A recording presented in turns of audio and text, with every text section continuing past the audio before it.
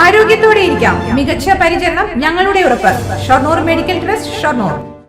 സാംസ്കാരിക വകുപ്പിനു കീഴിലെ ഒറ്റപ്പാലം ലക്കിടി കുഞ്ചൻ നമ്പ്യാർ സ്മാരകത്തിലെ പ്രതിസന്ധിക്ക് ഭാഗിക പരിഹാരമായെങ്കിലും 10 ദിവസത്തോളമായി കലാപീഠം അടഞ്ഞുകിടക്കുന്നു. നൂറുകണക്കിന് കുട്ടികൾ കലാപഠനം നടത്തുന്ന കേന്ദ്രമാണ് പൂട്ടിക്കിടക്കുന്നത്.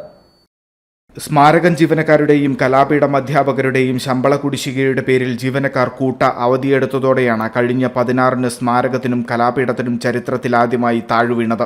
ശമ്പള കുടിശ്ശിക കാലതാമസം കൂടാതെ തീർക്കാമെന്ന സംസ്ഥാന സർക്കാരിന്റെയും ഭരണസമിതിയുടെയും ഉറപ്പിനെ തുടർന്ന് സ്ഥിരം അധ്യാപകരായ 2 പേർ സ്മാരകം പിറ്റേന്നു തന്നെ തുറന്നെങ്കിലും കലാപീഠം അടഞ്ഞുകിടന്നു. ജോലിക്കെത്തിയ 2 പേരും രജിസ്റ്ററിൽ ഒപ്പുവെക്കാതെയാണ് ജോലി ചെയ്യുന്നത്.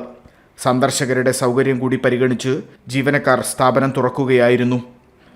ഉടൻ സ്പെഷ്യൽ ഗ്രാന്റ് അനുവദിച്ച് കുടിശ്ശിക തീർപ്പാക്കാമെന്ന ഉറപ്പ് ഇതുവരെയും പാലിക്കപ്പെട്ടിട്ടില്ല.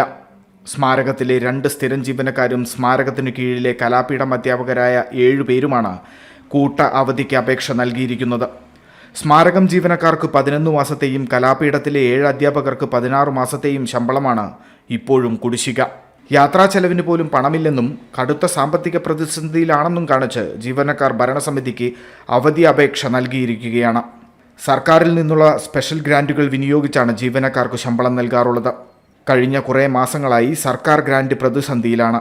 മഹാകവി കുഞ്ചൻ നമ്പ്യാരുടെ ജന്മഗൃഹമാണ് ലക്കിടി കലക്കത്ത് കുഞ്ചൻ നമ്പ്യാർ സ്മാരകം. ഇതിനു കീഴിൽ 2008 തുടങ്ങിയ കലാപീഠത്തിൽ തുള്ളൽ, മൃദംഗം, മോഹിനിയാട്ടം, ശാസ്ത്രീയ സംഗീതം എന്നിവയാണ് കലാപഠനം. View luxurious makeover studio, bus stand building, Kulappuzha.